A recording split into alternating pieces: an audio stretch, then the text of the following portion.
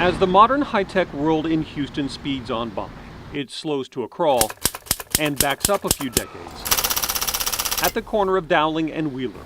Yes, this is Smitty at the Universal Typewriter. Where Edward Smitty Smith, on the paper, in a rundown A-frame shack, it's got good on feeding motion, is buried almost. Every one machine that goes out, 2 to 3 comes in his life's work. This is old technology. I'm an old person with old technology. He's been working on this old technology in this old building since 1967. It used to be big business until computers rendered the Remingtons, the Underwoods, and the Royals obsolete. It's been around. I've been around. But when someone needs an old typewriter fixed... Did you want to pick it up today or tomorrow? Smitty is pretty much... I think you'll be proud of the way it looks and the way it types. ...the only game in town. All right, thank you. All right, have a good one. We're going to have more room. It's just like anything else, it takes a little time. And time is why he does all this in the first place. And if I wasn't doing this, I would be dead again. He's talking about his 3 heart attacks, the last one on the sidewalk not far from his front door. But they wasn't ready for me, so they sent me back. There were more typewriters to fix. I died right out there on the sidewalk, so he let me come back. So this is giving me something to do, to stay alive. Now, it's worth noting that in all this mess that's keeping him alive, I don't care for computers. There is one very old computer crammed in the back corner. Of course. That's where I type all of my invoices. Even he needs the machine that sent all these relics to an early grave. I have nothing against modern technology, because this is what makes the world turn. And as the modern world keeps turning, there are lessons to learn in all this mess from a 79-year-old man with a bad heart that's clearly in the right place. I do it because I enjoy doing it. If you enjoy your work like I enjoy mine, you'll live a long time. And that's the plan at Universal Typewriter All Shop. right, thank you for calling. All right. Where Smitty says all this work is like paying a tithe, paying for his time. Do something for somebody else. So that's paying your tithes. And that's all of the preaching I'm going to do today. A sermon and just maybe a few of the keys to life, courtesy of Smitty and his little shack on Houston's southwest side. If you need an old typewriter fixed, be patient. He's taking his time. He'll get to it when he can. This is Smitty at Universal Typewriter. Keeping a few old relics and himself alive as the world continues to speed on by. Kevin Reece, KHOU 11 News.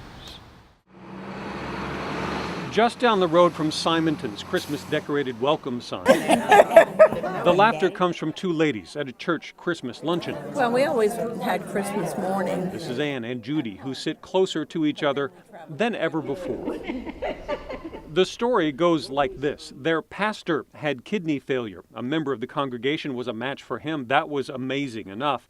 But Ann Hammermiller has a genetic kidney disorder, and she needed a donor too.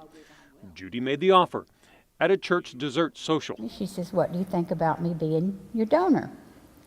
And of course, I thought, oh gee, she's had too much sugar.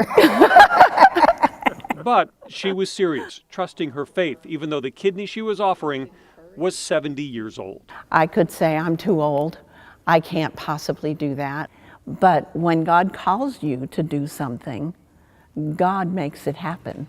God, with a lot of help from transplant surgeons at Houston Methodist, who this past September made Judy Peters their 2nd oldest kidney donor ever. That living donors are true heroes. They're just these people that come in and they're willing to give of themselves, truly of themselves, to others. And it's a fantastic thing to watch this and to be part of it. There's no words. It's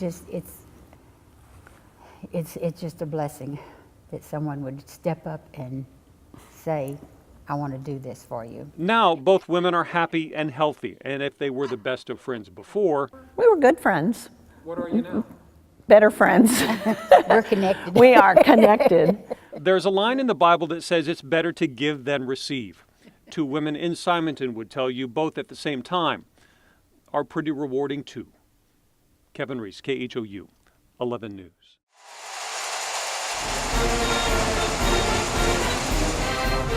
Every picture tells a story, especially this one, the Texas A&M home game against Mississippi State.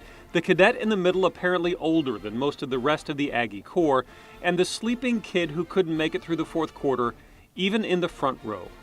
A picture this Aggie didn't expect he'd find. His name is Sergeant Kevin Ivey, a Marine for 8 years. He served in Iraq, then served in Afghanistan, and in the middle of it all became a father, then a single dad. But he needed something more, and his commanding officer told him where to find it. He inspired me to want to come be an Aggie because he was an Aggie himself. Hopscotch? So Kevin and now 6-year-old Calvin Ivey left the Marines and hit the road for College Station. Only when they got here, didn't have enough money to find a place to stay. We had money for our bare necessities, and that's it. Hotel money just wasn't in the budget. So while they waited for an apartment, they slept in their truck 2 nights in July in a student parking lot. That is, until the university police showed up. Usually if the cops tapping on my window and want me to get out of the car, it's because it's never for anything good. But this time it was. The officers were former military too, noticed his Marine Corps license plate, and instead of taking him to jail, pooled their money to get a hotel room and then an apartment the next day. I wasn't sure how the cops were going to handle it, but they kind of just blew my mind and really hooked us up. Tag me. Why don't you try to tag me? So now he and Calvin Tag. No, you didn't get me. are part of the Aggie Corps. Kevin just one of 25 veterans in the class of 2,500 younger cadets. 3 greens and 1 blue. And when he's not in class, So if you have 2 sets of 2, how many is that total? volunteers as a mentor across town at his son's elementary school. What do you like about this guy? About Cal? Yeah. Oh, he's my best friend. He's who I got every day. A cadet and a kindergartner going to college together. I don't even know what college is. It's like a really big kindergarten. Sure, I think I like that. Veterans often have a difficult transition back into civilian life.